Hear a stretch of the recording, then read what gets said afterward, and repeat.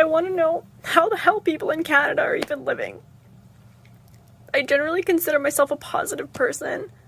I'm like resourceful, but some stuff happened around the property, and like, well, I know I'll never truly be homeless. Like, I have family to live with, and you know, like, I have options. Like, I'm luckier than a lot of other people, but how the hell is anyone existing in Canada? Like, I feel trapped. And like I just got a good job. I started in September, but even with that job, it pays less than 40 grand a year. And it's a job that requires like education, and even on that job, like, I still can't do shit. I can't buy anything. I can't afford the rent these days. Like, I'm just feeling so much despair. And I know I'm normally like really, really positive, but I'm just like, how is everyone else, and are you okay? Because the answer is probably no. And I know I'm lucky. I don't have kids. I have like good family that will support me, but I feel like I can't stay here, but I can't move anywhere else, because anywhere else I move to, I'm gonna be charging, like, the landlords are just gonna charge me like $2,500 a month in rent. Like, unless I move into the middle of literally nowhere where there are 0 jobs. And I'm just feeling really overwhelmed. And like, I don't know.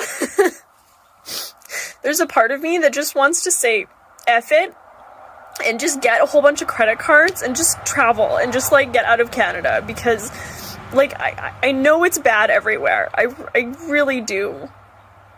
But I don't know. At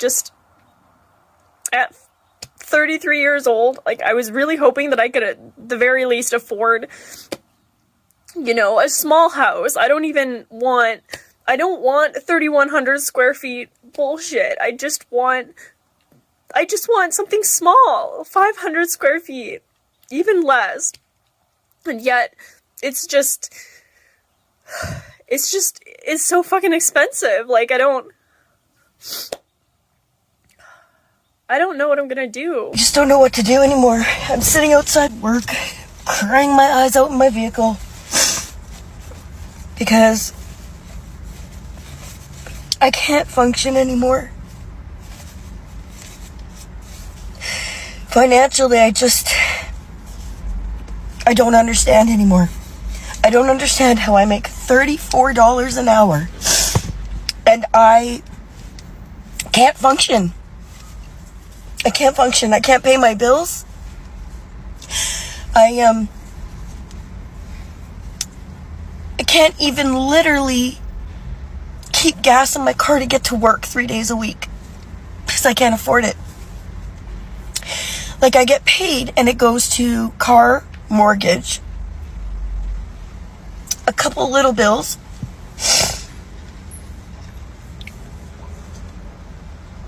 and then maybe $80 in food for the week. And I literally only buy groceries when my daughter's home now. On the weeks that she goes with her dad, which is Monday to Monday, what I've started doing is I buy a loaf of rye bread, and I work really hard to keep that one loaf of rye bread lasting me the whole week, and I eat peanut butter. So I'll eat peanut butter toast whenever I'm hungry. And it's been fine. It's been working just fine. I'm good with that. That's fine.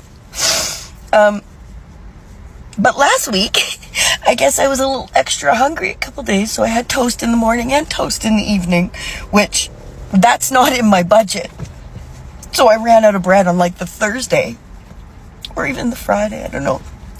Either way, at 47, I had to see if my mother could buy me a loaf of bread so that I could eat for the weekend before my daughter got home.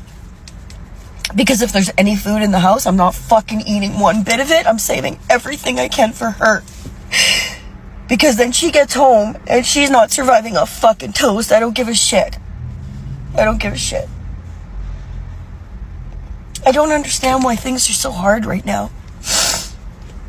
I apparently make too much money to receive any financial benefits or help of any kind. I don't get GST. I don't get like the grocery benefit for single parents, even though I'm a single parent, but I apparently make too much money. I can't reach out to certain resources or any resources because I make too much money. You're gonna die when I tell you what I pay for a mortgage right now. $400 every 2 weeks.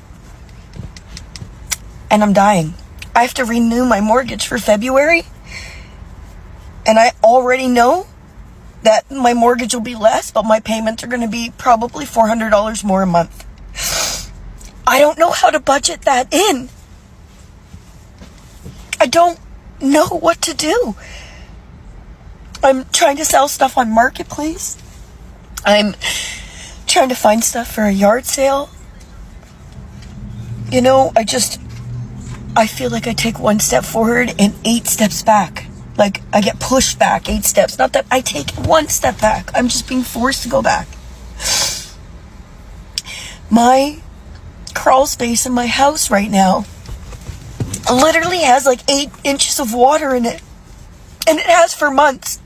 And it's like filled with mold.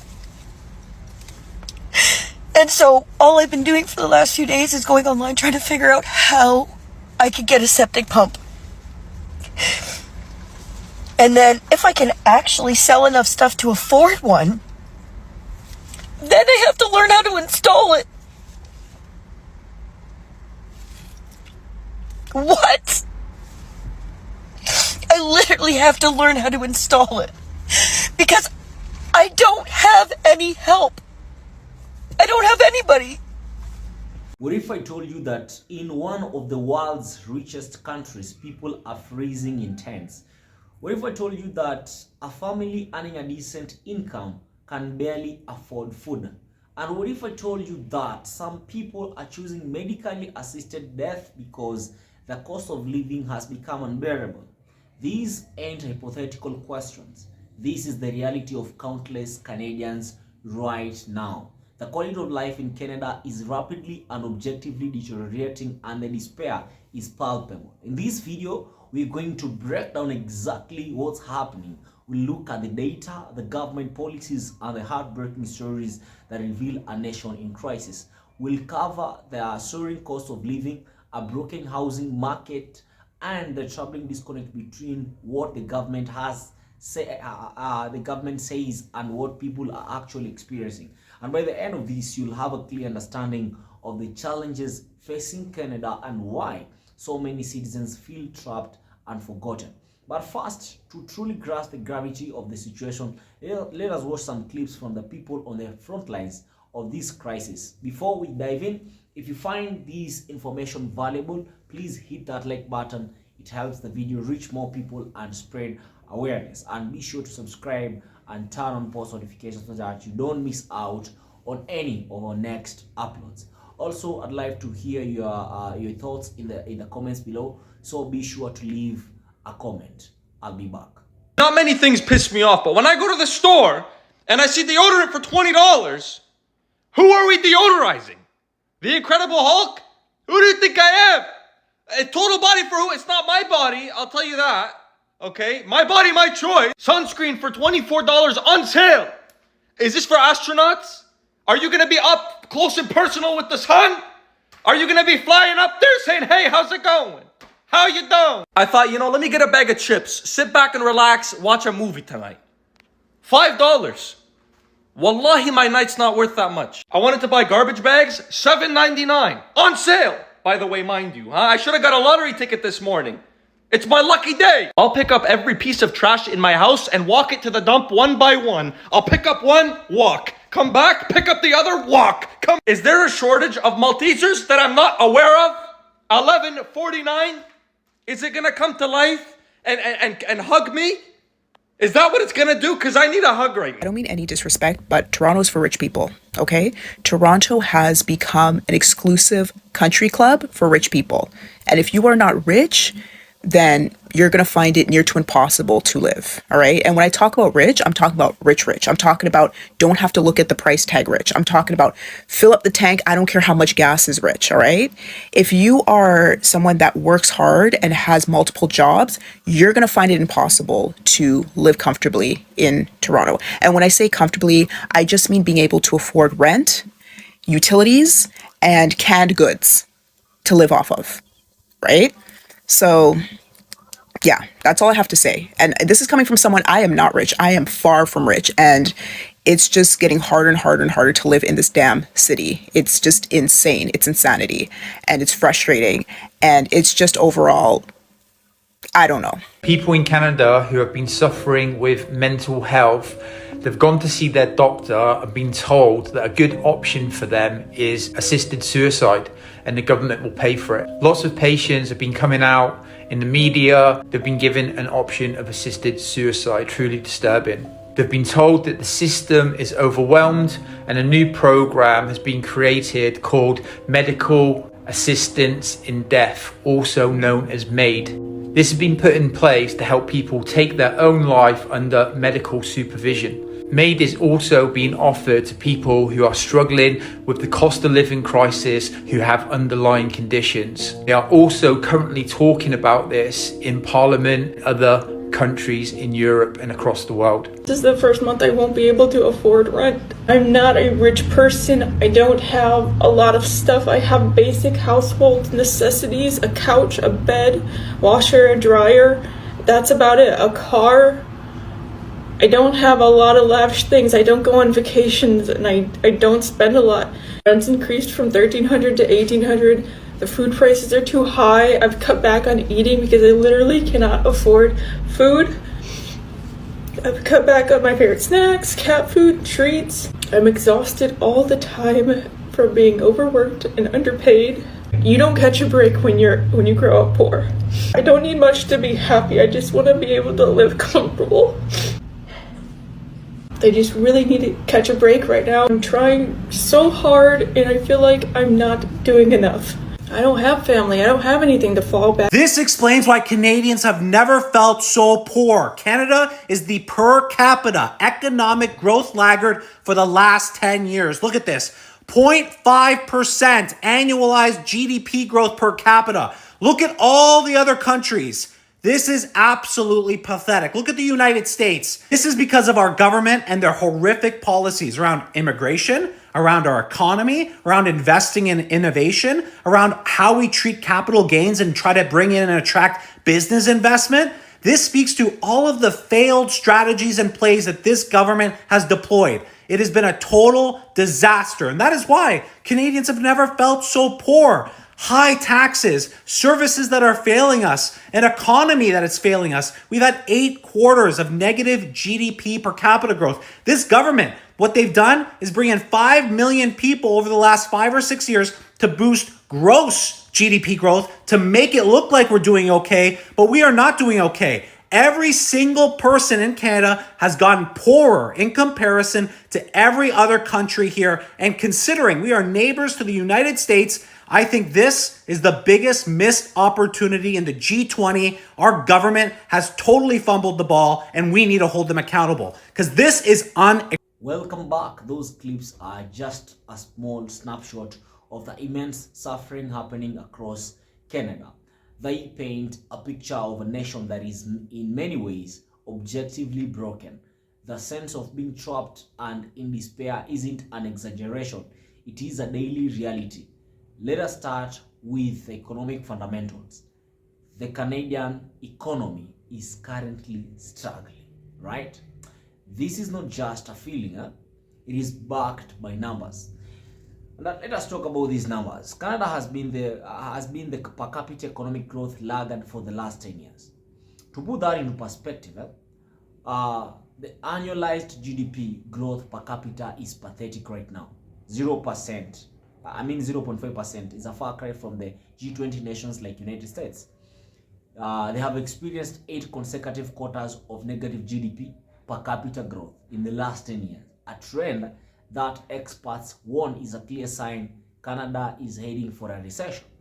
This economic downturn hits Canadians where it hurts the most, their wallets.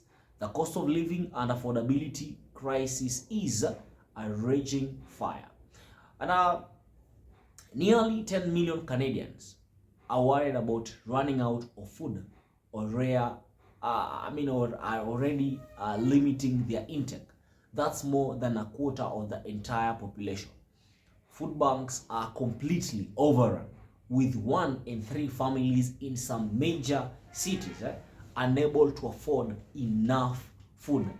And you see that people are literally making choices between keeping the lights on and feeding their kids. A grocery trip can amount to $30 for very few items, often lacking basic protein. Stories of people resorting to eating peanut butter toast for a week to save money for their kids are not just heartbreaking, they are a sign of a massive systemic failure. So think about that for a moment. And the housing crisis is another pillar of this collapse. Toronto itself is being called an exclusive country club for rich people. Hardworking individuals, even those with multiple jobs, find it nearly impossible to live in Toronto comfortably. Because you find that rent prices are skyrocketing. The rent jumped from $1,300 to $1,800, with landlords now asking for as much as $2,500 a month. That's diabolic.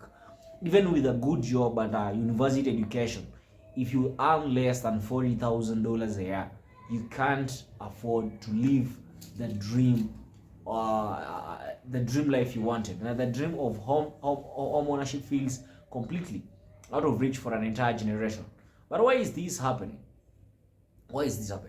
Many people are pointing the finger squarely at government policies, and our critics even go further to argue that horrific policies around immigration, the economy, and capital gains have created a total disaster. The argument is that the government has brought in millions of people to boost gross GDP growth, creating the illusion of a healthy economy, while in reality, every single Canadian has become poorer on a per capita basis. That is all about the mathematics I was telling you about. And what about the government priorities?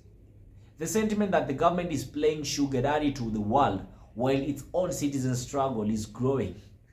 I hope you understand by that statement. We've seen the Canadian government pledging billions to other nations, like $4.3 billion to Ukraine. When at home, food banks are overflowing, shelters are packed, and cities are declaring states of emergency due to food insecurity. There is a stark and painful disconnect here, and the social consequences of these economic struggles are profound. Canada's global ranking for equality of life has plummeted from 5th in 2013 to 33rd a decade later. This is 2025. So this decline is not just a statistic. I can say it is a mental health crisis. People are feeling frustrated, overwhelmed, and filled with despair. Perhaps the most shocking and disturbing part of this story is the discussion around medical assistance in dying or MAID. This is a program which was originally intended for those with grievous and irremediable medical condition, but now it is being offered to individuals with mental health issues. And there is an ongoing debate in Parliament about expanding it to those struggling with the cost of living and underlying conditions. Like, if life is taking a toll on you, you just need to take your life away. So this topic is really heavy, and it's taking a toll on many Canadians, and they are losing despair. So I think it's time for the Canadian government to check out on it and stop the importing, quote unquote, of Indians, other Africans into Canada, while the native Canadians themselves, they are suffering. They don't know what to do. So I don't know what you think about this video, but I'd like you to tell me down in the comments below. Remember to keep your comments respectful, and remember to like this video so that it can be suggested to as many people as possible. Remember to turn on post notifications so that every time I post a new video, you'll be the first person to get notified about this content. Remember to subscribe, that we become a family, we become a community. Thank you for watching. I hope to see you in my next video.